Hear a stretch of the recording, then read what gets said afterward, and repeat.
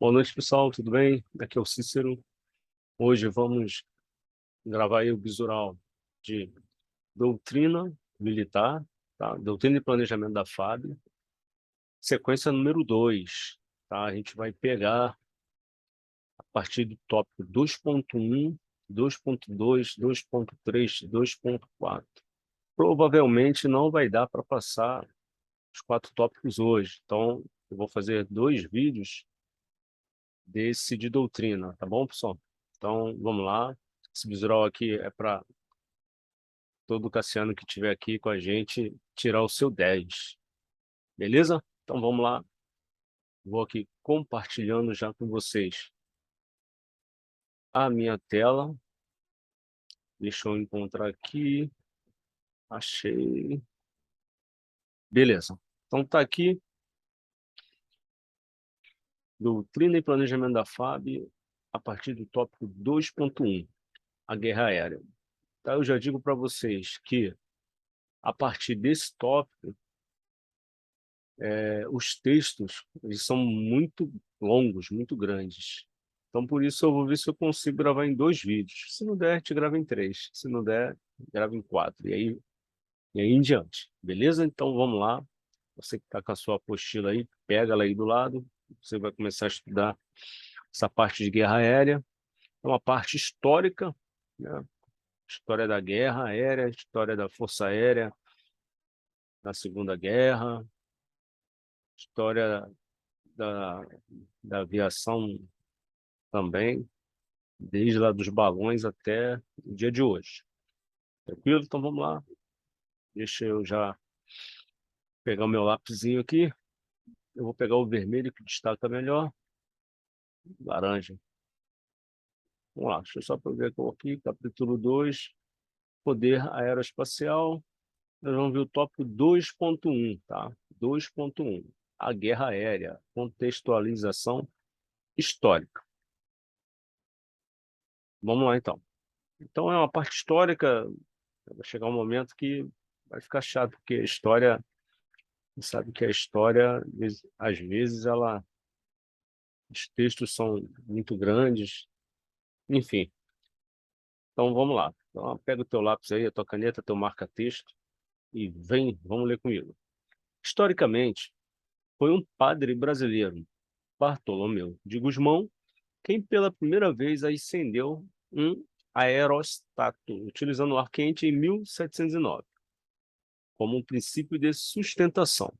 Então, eu já digo para você aí, já vamos começar a marcar aqui. Ó. Então, foi um padre brasileiro, Bartolomeu de Gusmão, por isso aquela medalha, Bartolomeu de Gusmão, quem pela primeira vez acendeu um aeróstato, né? Aeróstato, utilizando o ar quente em 1709, como princípio de sustentação. Essa parte que eu sublinhei é importante, já caiu na prova do CAIS e pode cair novamente, tá? Já caiu essa questão aqui. Então você já marca aí, ó, na tua apostila, o que que você vai ter que deixar já no esquema para você ir memorizando, né? Ou tentando memorizar as partes. Então, foi o padre brasileiro Bartolomeu de Gusmão quem pela primeira vez acendeu um aeróstato utilizando um ar quente. Lembra da data, tá? Não deixa passar em branco essa data aqui. Não vai nessa de, data não cai não. Melhor prevenir que remediar.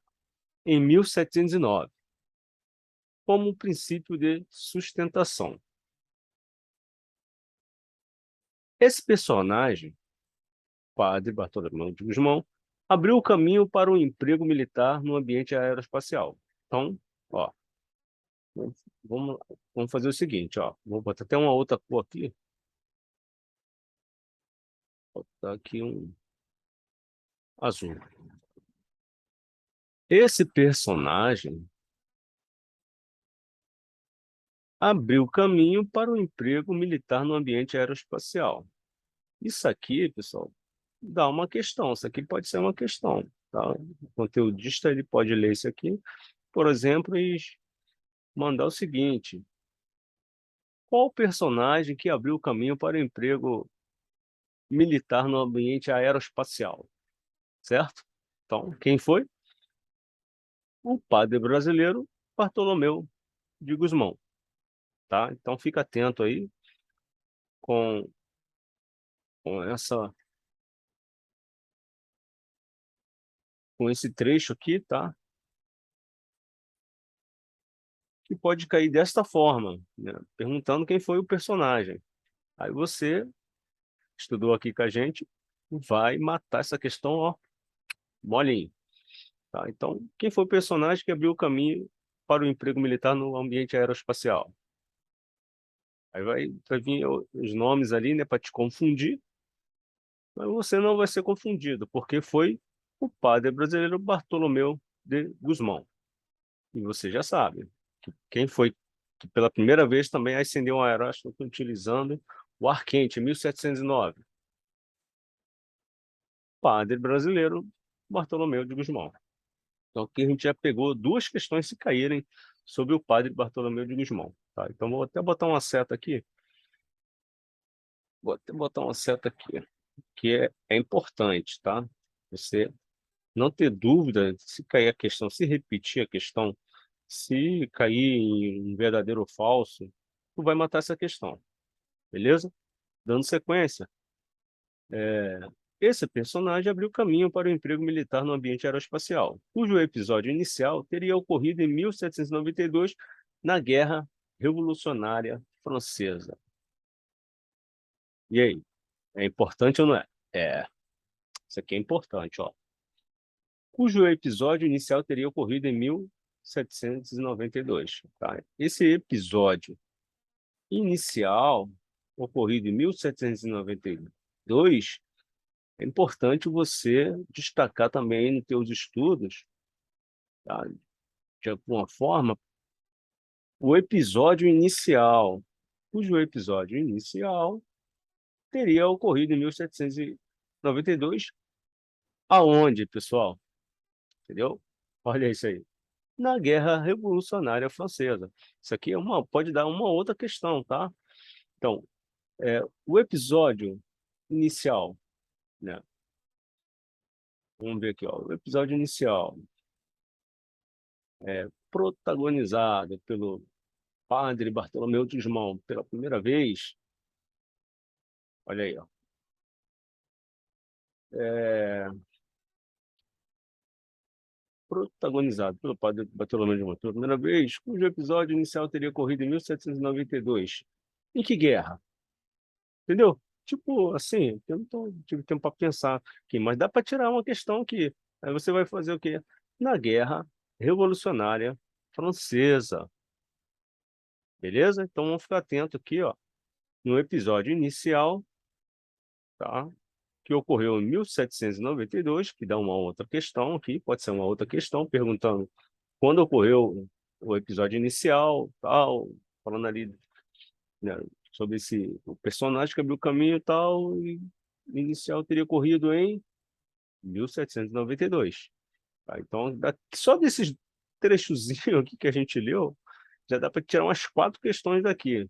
Então, se cair essa bagaça, se cair, pessoal, não vamos marcar bobeira, tá? Vamos acertar essas questões aí que caírem sobre esse primeiro parágrafo aqui, ó. Padre Bartolomeu de Gusmão, que fez tudo.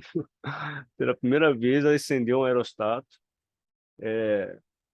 ele abriu o caminho, né, no emprego militar no ambiente aeroespacial. E esse episódio ocorreu quando? Esse episódio inicial ocorreu em 1792, tá? Em que guerra? Guerra ítalo-turca? Não, né? Na Guerra Revolucionária Francesa, tá? Dando sequência. Daí em diante, mormente com o propósito de observação e posteriormente regulando o tiro da artilharia de campanha. Isso aqui não é interessante não, tá, pessoal? Então, essa parte que eu destaquei, grifei e Realcei é muito importante, tá? Daqui você consegue matar umas 4 questões se caírem sobre esse momento histórico aqui.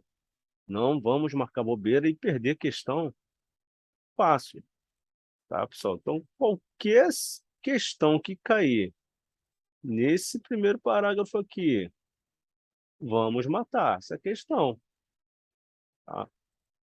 Foi em 1792. Geralmente data é ruim da gente decorar, não é isso? Então, mas, pô, vamos criar alguma coisa aí,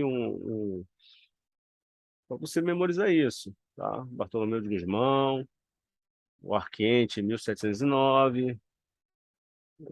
Ele abriu caminho por um emprego militar. Vocês estão observando que eu estou repetindo bastante sobre isso aqui, porque já caiu uma questão sobre Bartolomeu de Gusmão e pode cair novamente. Como eles não vão dar de graça uma questão, embora tenham feito isso, mas eu creio que não vão dar de graça, eles não vão repetir a mesma questão, mas podem repetir um momento histórico aqui, uma questão sobre esse momento histórico aqui. Então, decora, marca, grifa. O importante é você estar apto a acertar essa questão, tá? Dando sequência, a partir de 1849, os balões seriam utilizados em uma nova função. A partir de 1800 são datas, geralmente é importante, tá? Geralmente, a partir de 1849, os balões seriam utilizados em uma nova função, tá? Não seria mais a função, apenas a função de sustentação, né? Princípio de sustentação, voar, vamos dizer assim, sair do solo. Não seria apenas essa função. A partir de 1849, uma outra função surgiu aí que não foi muito boa para algumas pessoas, né? Então, a partir de 1849, os balões seriam utilizados em uma nova função. Tropas austríacas empregaram aeróstatos, de balões, né, para transportar granadas que seriam lançadas quando esses dispositivos sobrevoavam sem a cidade de Veneza. Então, tropas austríacas empregaram aeróstatos para transportar granadas que seriam lançadas quando esses dispositivos sobrevoassem a cidade de Veneza. Então, o que é importante nesse trecho que eu li, pessoal? Tudo. Chora, né? Tudo aqui é importante, tá? Os balões seriam utilizados em uma nova função. Qual foi a nova função, tal? Entendeu? Pode sair daí uma questãozinha macabra.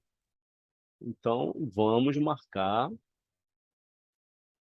essa função. Que nova função seria essa, pessoal? Um emprego dos aeróstatos para transportar granadas, que seriam lançadas quando esses dispositivos sobrevoassem a cidade de Veneza, tá? Então, essa nova função é importante, você saber qual foi, ou pelo menos tentar memorizar, né? Isso foi uma pergunta dessa, assim, a partir de 1849, qual a nova função que foi empregada para os aeróstatos? E aí, o que você vai responder? Aí tem lá as alternativas, né? Aí aparece uma delas, transportar granadas. Aí, o que você vai marcar? Transportar granadas. É a nova função, a partir de 1849. Transportar os explosivos aqui para poder lançar quando eles, que seriam lançados, quando esses dispositivos sobrevoassem a cidade de Veneza, Itália, né? Em uma primeira tentativa de explorar aquelas características que distinguiriam a guerra aérea. Olha aí. Então, isso aqui é importante, tá? Tropas austríacas empregaram aeróstatos para transportar granadas, que seriam lançadas quando esses dispositivos sobrevoassem a cidade de Veneza, em uma primeira tentativa de explorar aquelas características. Quais características? De voar, tá? Em uma primeira tentativa de explorar aquelas características que distinguiriam a guerra aérea. Voar, lançar, suprir, resgatar, não é isso? Entretanto, esses primeiros aeróstatos não possuíam dirigi... dirigibilidade, isso aí mesmo.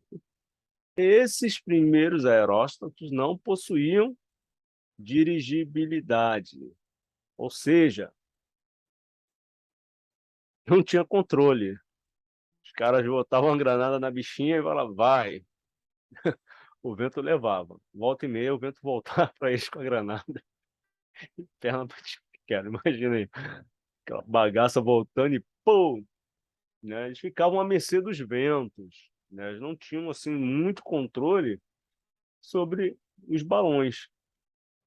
Tá vendo aqui, ó? Ficavam à mercê dos ventos, o que muitas vezes limitava o seu emprego. Então, o vento levava para onde queria. Né? Imagina, botava o balão aqui, o vento ia, daqui a pouco o gás ia acabando e a bichinha não foi para muito longe, ele começa a voltar. E aí? Chora, né? Vai ser explosão na certa. Então era isso que acontecia, pessoal. Os primeiros aeróstatos não possuía dirigibilidade, não tinha um controle total, entenderam? Então, essas partes são importantes, tá? Então, os primeiros aeróstatos não possuíam dirigibilidade, ou seja, era uma dificuldade, né? Ficava o quê? À mercê dos ventos, o que muitas vezes limitava seu emprego. Então, aqui já sai uma outra questão. Ó. O que limitava o emprego dos primeiros aeróstatos? E aí? A falta de dirigibilidade. Beleza? Então, vamos seguir. Agora, vamos prestar atenção aqui que essa parte desse texto aqui é muito importante, muito importante, muito importante mesmo, porque fala de Alberto Santos Dumont. Tranquilo? Então vamos lá. Somente com o advento da capacidade de direcionar o movimento, transformando balões em dirigíveis, surgiu a possibilidade de emprego que viria a contextualizar de forma mais contundente a guerra aérea. Então, vamos grifar isso aqui. Somente com o advento da capacidade de direcionar o movimento, então, o que surgiu, o que aconteceu, o que foi que surgiu que melhorou, vamos dizer assim, ou sofisticou o emprego dos balões? A capacidade de direcionar o movimento. Então, é importante isso. Tá?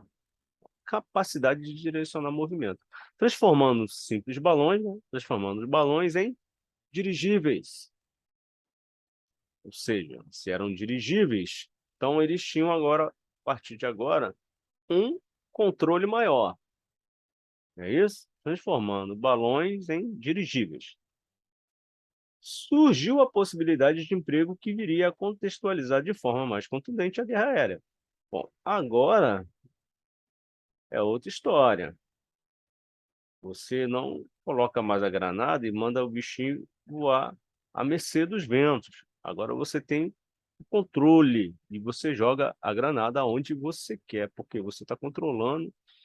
Né? Você transformou, os balões foram transformados em dirigíveis. Teria agora o controle. Tá? Novamente, olha aí, surgiu ele. Novamente, um brasileiro. Quem é esse brasileiro, pessoal? Alberto Santos Dumont. Fez aniversário mês passado. Alberto Santos Dumont se distinguiria nessa empreitada. Que empreitada? A dos dirigíveis, certo? Ou também ele se distinguiria nessa empreitada. Que empreitada? Voar, né? Controle dos dirigíveis. Alberto Santos Dumont. Tá? Quando? Em 1901 e 1906, que todo mundo sabe o que aconteceu. Ele conquistou, respectivamente, brasileiro, Alberto Santos Dumont, conquistou, respectivamente, o controle, a dirigibilidade dos balões, olha que cara fantástico, a dirigibilidade dos balões e ascendeu de forma, o quê? Controlada e autônoma em uma aeronave mais pesada que o ar. Um brasileiro, Alberto Santos Dumont. Maravilha, né, pessoal? 1906, naquele 23 de outubro, se eu não me engano, Bagatelle, no campo de Bagatelle, se eu não me engano, se eu não estou enganado.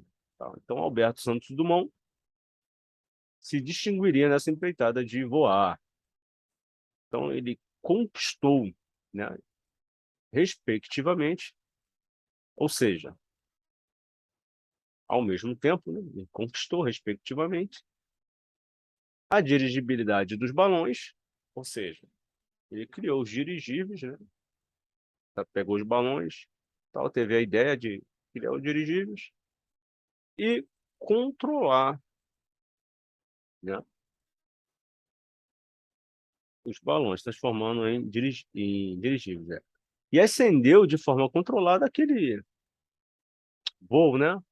Que agora eu não lembro exatamente qual foi a distância, mas foi algo fora da curva, né? Vamos dizer assim. Algo que ninguém antes tinha tentado. A gente sabe lá das proezas dos irmãos Wright, mas Alberto Santos Dumont foi o cara que se destacou na França, tá, pessoal? Então ele é o patrono da aviação brasileira, certo? Então isso é importante, tá? Alberto Santos Dumont se distinguiria nessa empreitada, tá? Quando? Quando, pessoal? Quando? Então essas datas de quando, elas são importantes, tá? Em 1901 e 1906, tá? 1901 deve ter começado a construir aí os dirigíveis. Em 1906 ele fez aquele grande feito. Conquistou, respectivamente, a dirigibilidade dos balões e ascendeu de forma controlada e autônoma em uma aeronave mais pesada que o ar. Tranquilo? Vamos seguir? Vamos lá. O episódio que marcou a introdução na guerra do conceito de aeronave desenvolvido por Santos Dumont foi a Guerra Ítalo-Turca. Quando? Em 1911. Em 1906, ele conquistou aquele feito fantástico. E já em 1911, teve essa guerra ítalo-turca. Foi o episódio que marcou a introdução na guerra do conceito de aeronave desenvolvido por Santos Dumont, na guerra ítalo-turca, na Líbia. Pessoal, esse trecho aqui é muito importante, tá? Então, tudo que iniciou, deu origem, sabe? É importante, pode cair na prova isso aqui, tá? O episódio que marcou a introdução na guerra do conceito de aeronave desenvolvido por Santos Dumont foi a Guerra Ítalo-Turca, na Líbia, em 1911. Texto importantíssimo, tá? Eu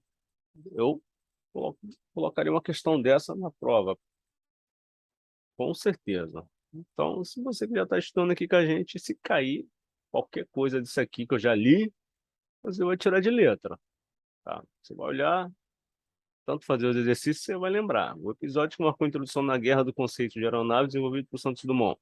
Foi a Segunda Guerra? Foi a Primeira Guerra? Foi a guerra lá, né, em Veneza?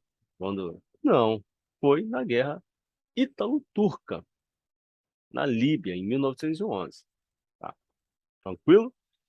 Agora, ó, experiências semelhantes àquelas registradas pelos pilotos italianos nesse conflito foram conduzidas na Guerra dos Balcãs, de 1912 a 1913. Então, experiências semelhantes àquelas registradas pelos pilotos italianos na Guerra Ítalo-Turca, né? Nesse conflito, nesse conflito, foram conduzidas na Guerra dos Balcãs, em 1912. Então, teve a Guerra dos Balcãs, teve muita semelhança, muitas experiências semelhantes, tá? A 1913. Então, essas datas aqui, ó, são importantes, tá, pessoal? Essas datas aqui, infelizmente, você vai ter que decorar aí. Ou então, de alguma forma, criar um esquema aí para quando você olhar a questão, o texto, Guerra dos Balcãs, de 1912 a 1913. Agora aqui, ó, que vem mais importante ainda. Ó, entretanto, pode-se considerar a Primeira Guerra Mundial como aquela que testemunhou uma guerra aérea de intensidade relevante. Então, marca isso aí. Marca porque tem... Como já caiu uma questão dessa aqui, desse texto aqui, exatamente, em uma prova do CAIS, pode cair de novo, certo? E se cair de novo, meu irmão, é um ponto ganho, de graça.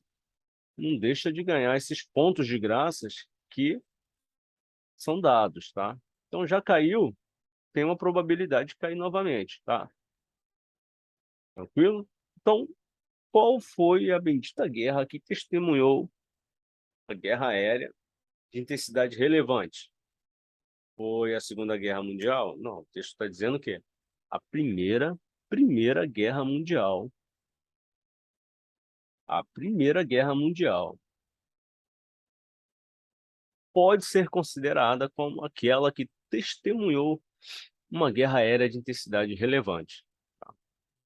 Aí que surgiu nossos Senta-Pua.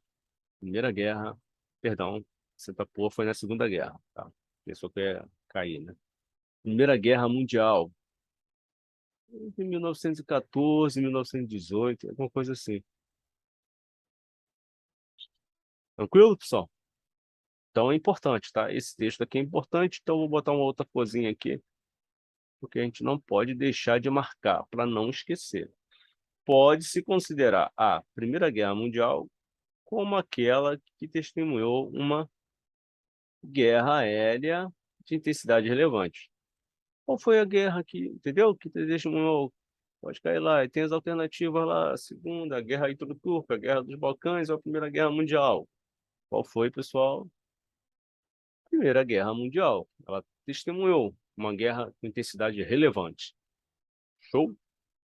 Nessa guerra, na Primeira Guerra Mundial, pode-se observar praticamente todas as funções que hoje desempenham as aeronaves. As aeronaves.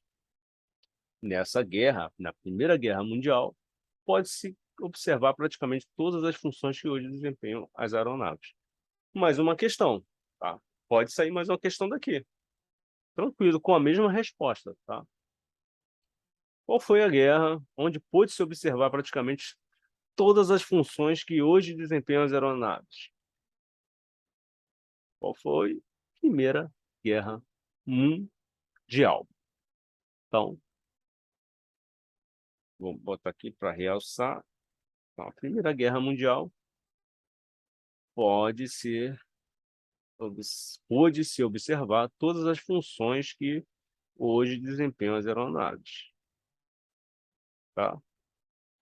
Beleza? pessoal do CAIS 10, CAIS 10, todos aqui são CAIS 10, vamos tirar todo mundo 10, quero ver todo mundo com 10 nessa prova aí. Então tá aqui, ó. Então, já pescamos bastante coisa importante aqui, tá? Que já caiu e alguns textos que pode sair uma questão ou duas, tá? Essa parte histórica, essa contextualização histórica, pessoal, é muito grande. Se eu não me engano, são 5 páginas. 5 páginas. Não chora não, ainda não. São 5 páginas. Mas eu estou marcando aqui já para vocês, ó, o que é importante, tá bom? Então, dando sequência, já estamos em 30 minutos, vou ver se eu consigo fazer em 45, pelo menos a metade. Ou vou fazendo aqui, mas não tudo hoje. Senão a gente vai ficar 2 horas aqui, 5 páginas. Tranquilo? Aperfeiçoaram-se as técnicas de observação. Marca aí. Aperfeiçoaram-se as técnicas de observação a partir do ar, surgidas com balões, e as aeronaves empregaram equipamentos de fotografia para identificar concentrações de tropas, de alvos, redutos de defesa e linhas de comunicação do oponente. Então, na Primeira Guerra Mundial, o que foi? As técnicas de observação, elas foram aperfeiçoadas, tá? A partir do ar, da Primeira Guerra Mundial. Então, essa oportunidade de observação surgiu com os balões, tá? E as aeronaves que empregaram equipamentos de fotografia para identificar concentrações de tropa, alvos, redutos de defesa, linhas de comunicação do oponente. Por fim, surgiram os primeiros combates aéreos. Olha aí, ó. Surgiram os primeiros combates aéreos, quando as aeronaves opostas se encontravam no ar. Tal dos kamikazes aí, ó, pessoal. Então, foi na Primeira Guerra que surgiram os primeiros combates aéreos. Olha, outra questão, tá vendo? Qual foi a guerra que surgiram aí os primeiros combates aéreos? Então, tu marca essa bagaça aí que é importante, pessoal. Marca. Então, na Primeira Guerra Mundial surgiram os primeiros combates aéreos, quando as aeronaves opostas se encontravam no ar. Aqueles loucos dos kamikazes jogavam os aviões dele contra os outros aviões, contra navios, contra aeródromos, né? Aeródromos inimigos. Então, eles estavam com o sangue fervendo, muita coragem, os kamikazes. Então, foi na Primeira Guerra Mundial que surgiram os primeiros combates aéreos, tá, pessoal? Primeira Guerra Mundial, então, ela é importante. Também foi aperfeiçoado o quê? As técnicas de observação a partir do ar, surgidas com os balões, e aeronaves empregaram equipamento de fotografia para identificar concentrações de tropas, alvos de defesa e comunicação do oponente. Quando que foi empregado equipamento de fotografia para identificar as concentrações de tropas, etc, etc, etc? Na Primeira Guerra Mundial. Outra questão, tá vendo? Então, fica atento nesses textos aí, tá? Então, há que se destacar que, então, se há de, rapaz, há que se destacar, Jesus. Então, se destaca é porque é importante. Então, há que se destacar que, sinistro esse texto aqui, em 1915, o Brasil fazia sua primeira tentativa. Então, foi a primeira coisa, assim, o que é primeiro? O que surgiu primeiro? É importante, pessoal. O Brasil fazia a sua primeira tentativa de usar um avião como instrumento de poder aéreo em operações militares. Quando o Brasil fez sua primeira tentativa de usar, etc, etc, em 1915, tá? Então, é importante, não é? É, foi quando o Brasil, pela primeira vez, pô, não foi a primeira vez, a primeira tentativa de usar um avião como instrumento de poder aéreo, instrumento de guerra, em operações militares. Quando isso aconteceu? Em 1915, durante um movimento sedioso em um dos estados da federação. Durante um movimento sedioso em um dos estados da federação. Quem foi o cara que pilotava, né, esse avião? Foi o tenente Ricardo Kirk. Então, o tenente Ricardo Kirk, lá vem minhas linhas tortas. O tenente Ricardo Kirk armou 3 aeronaves, a saber, esse nome aqui, não sei qual é, Morane Saunier, com bombas para combater os separatistas. Então, o tenente Ricardo Kirk armou 3 aeronaves, tá? Morane Saunier, é o nome das aeronaves, né, o tipo das aeronaves, com bombas para combater os separatistas. Quando foi isso? Quando isso ocorreu? Quando que o tenente Ricardo Kirk armou as 3 aeronaves, esse nome aqui? Em que momento? Quando que foi isso? Onde foi isso aí? Em que país? No Brasil, em 1915. Ou seja, então, se destacou durante um movimento sedioso em um dos estados da federação. Ó, quem? O tenente Ricardo Kirk armou 3 aeronaves. Esse nome aqui, com bombas para combater os separatistas. Da mesma forma, durante a Primeira Guerra Mundial, o Exército e a Marinha do Brasil se preocuparam com a emergência da guerra aérea. Olha aí. Então, durante qual guerra, né? Durante qual guerra o Exército e a Marinha do Brasil se preocuparam com a emergência da guerra aérea? Durante a Primeira Guerra Mundial, tá? O Exército e a Marinha do Brasil se preocuparam com a emergência da guerra aérea. Isso é importante ou não é? Hum? É, isso é importante, pessoal. Foi durante a Primeira Guerra Mundial que o Exército e a Marinha do Brasil se preocuparam com a emergência da guerra aérea. Anota isso daí na tua apostila, de algum jeito, pra você não esquecer. Marca, tipo eu estou marcando aqui, ó. Marca, marca. Quando você for fazer uma revisão, tu já vai ali direto, ó. Alberto Santos Dumont, entendeu? Tu já vai, foi, ou então você faz um resumo, já faz um resumo com tudo que está marcado. Bota asterisco, foi o padre Bartolomeu de Guzmão, etc, etc. E assim você vai criando, né, alguns pontos chaves para tu estudar, entendeu? Bola para frente? Vamos lá. Dando sequência, em 1917, o Exército enviou 2 tenentes à Aeronautique Militaire. Sem falar isso não, gente. Para aprender como iniciar sua aviação no Brasil. Então, o Exército, em 1917, enviou 2 tenentes a esse nome aqui para iniciar sua aviação no Brasil. A Marinha, por outro lado, designou alguns pilotos para treinar com a Royal Naval Air Service, que é a Marinha Naval da Inglaterra. A Marinha, por outro lado, designou alguns pilotos para treinar com o Royal Naval, posteriormente realizando missões de patrulha marítima em Plymouth. Eu acho que ela na Inglaterra, isso aqui, não tenho certeza. Mas se vocês souberem, já é alguma coisa. Então isso aqui é importante. Tá? Só sublinhei, tranquilo? Em 1917, o Exército enviou 2 tenentes.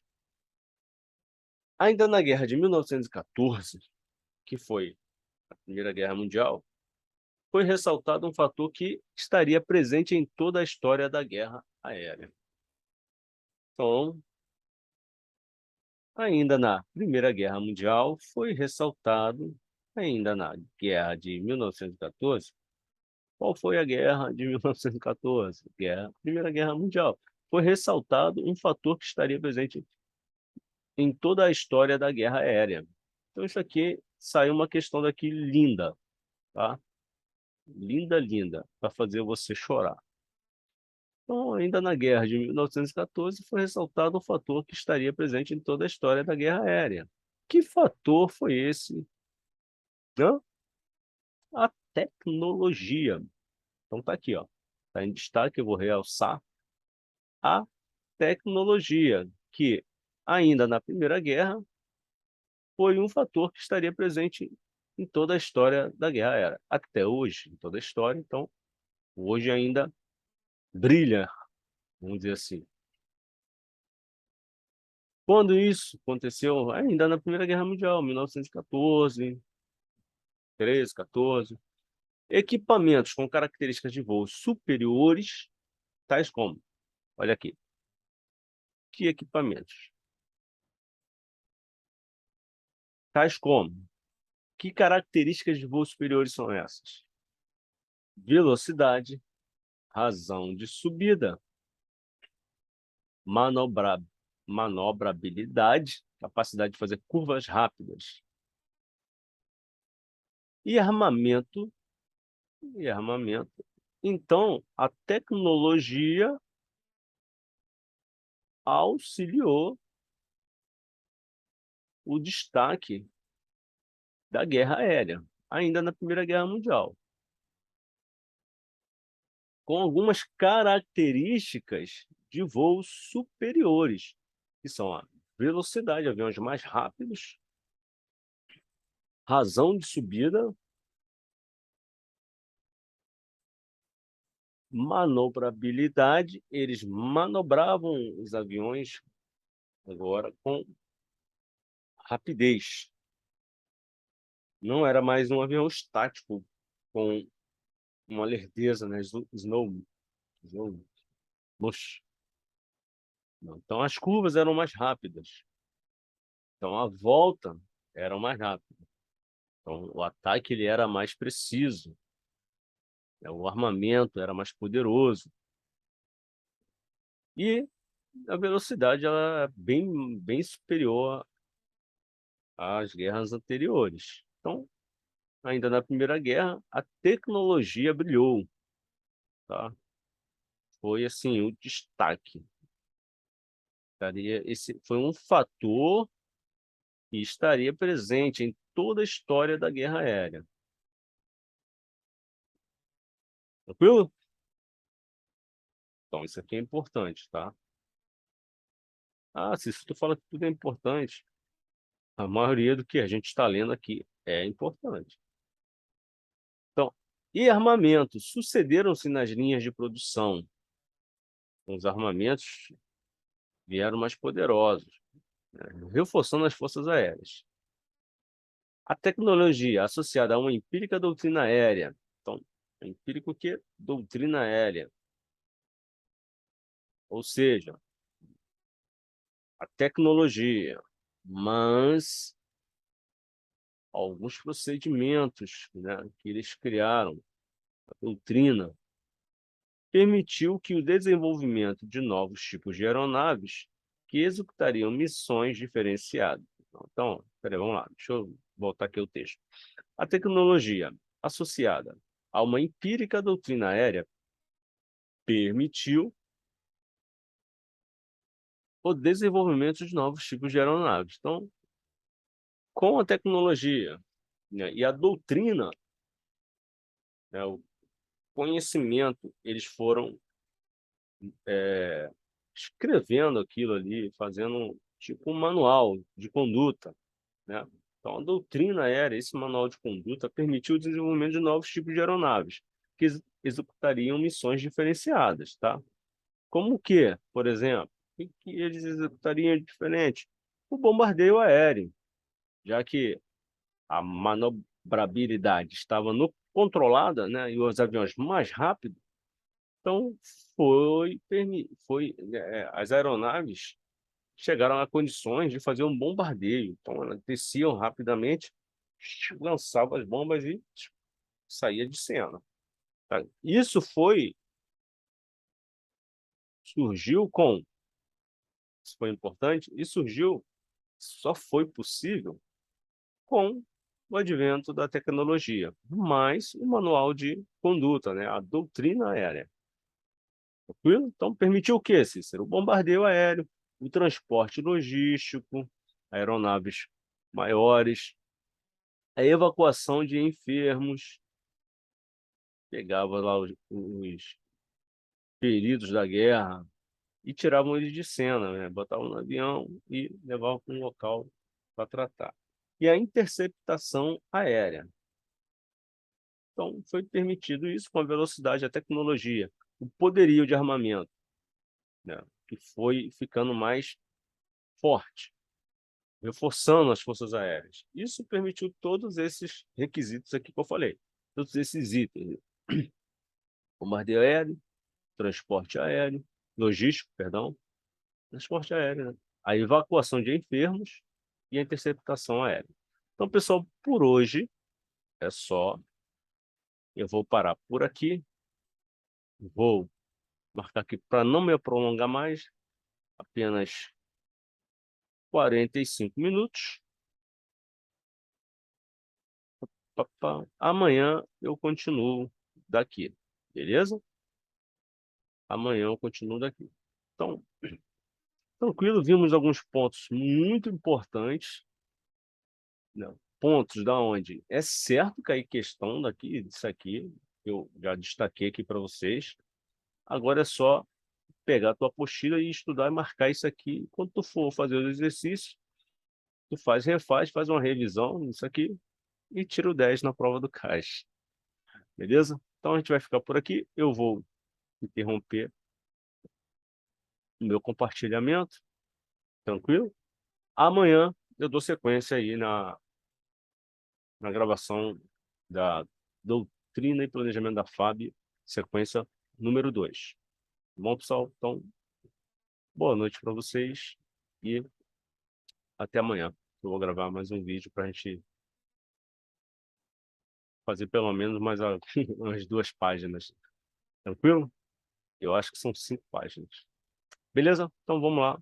Fica com Deus e até o próximo vídeo.